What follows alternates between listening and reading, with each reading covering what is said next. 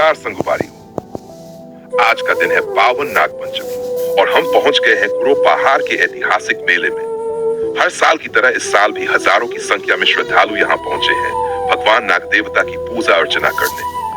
पूरा इलाका जयकारों और भक्ति रस में डूबा हुआ है। चारों ओर ढोल नगारों की आवाज, भक्ति गीतों की गूंज और श्रद्धालुओं की उमड़ी भीड़ माहौल को और भी दिव्य बना रही है। लेकिन साथ ही साथ इस बार दबंग और बेकाबू भीड़ के कारण यहाँ सुरक्षा व्यवस्था को चुनौती मिल रही है।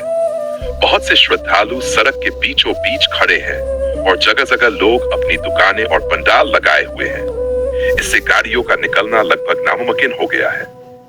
लोगों की गाड़ियां जाम में फंसी हैं और कई बुजुर्ग, महिलाएं और बच्चे धूप में परेशान हो रहे हैं। मेले में श्रद्धा तो खूब है, लेकिन व्यवस्था की कमी के कारण कई लोगों को दिक्कतों का सामना करना पड़ रहा है। कुछ श्रद्धालु तो ये तक कह रहे हैं कि भीड़ इतनी बेकाबू हो गई है कि कोई बड़ी घटना ना हो जाए, इसकी चिंता सताने लगी है। हमारा प्रशासन और आयोजकों से निवेदन है कि इस पावन पर्व पर भक्तों की श्रद्धा बनी रहे, इसलिए व्यवस्था को और बेहतर बनाया जाए, ट्रैफिक को नियंत्रित किया जाए और मेडिकल एवं सुरक्षा टीम को ज्यादा सक्रिय किया जाए। तो दोस्तों, अगर आप गुरु पहाड़ मेले में आ रहे हैं तो कृपया संयम से चलें, एक दूसरे की मदद करें और भगदड़ से बचें। नागपंचमी का यह पावन दिन आपके जीवन में सुख, समृद्धि और शांति लाए। आज हम बात करेंगे गुरु पहाड़ की उस दर्दनाक घटना जिसने पूरे इलाके को झकझोर दिया है। नागपंचमी का पावन अवसर था। श्रद्धालुओं की भारी भीड़ उमड़ी थी। हर कोई अपने अपने तरीके से नाग देवता की पूजा अर्चना में डूबा था। लेकिन उसी आस्था के माहौल में एक ऐसा हादसा हुआ जिसने कई परिवारों की जिंदगी बदल दी। थोड़ा गहराई से और गंभीर लहजे में। हजारों की भीड़, घंटों की भीड़, बिना किसी ठोस सुरक्षा व्यवस्था के जब इतने लोग इकट्ठा होते हैं तब हादसे का खतरा तो बना ही रहता है। और हुआ भी वैसा ही। अफरा तफरी मच गई, भगदड़ जैसी स्थिति बन गई और इस भारी भीड़ में 2 मासूम लोगों की जान चली गई।